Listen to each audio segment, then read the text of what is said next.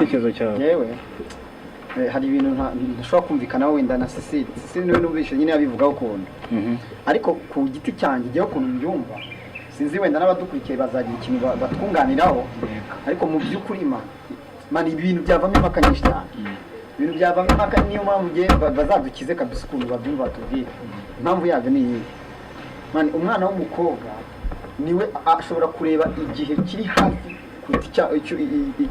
icy'umusore yes usanga hari umusore ushobora kuvuga ati ngewe umva nzarongora hashize nk'imyaka nka 25 akiyongeza indi 25 kandi wenda arafite nk'indi 22 seriye ariko umuhungu we mana ashobora kuvuga nako umukobwa we ashobora kuvuga ngo ngewe nta myaka 3 iri bushire abyumva noneho rero ugasanga urukundo ntabwo rwo rujya rureba kuri icyo kintu ahubwo ngewe ukuntu mbitekereza urukundo rwo rugira imipaka nyine duhuza abantu bari bose waba ubishaka waba utabishaka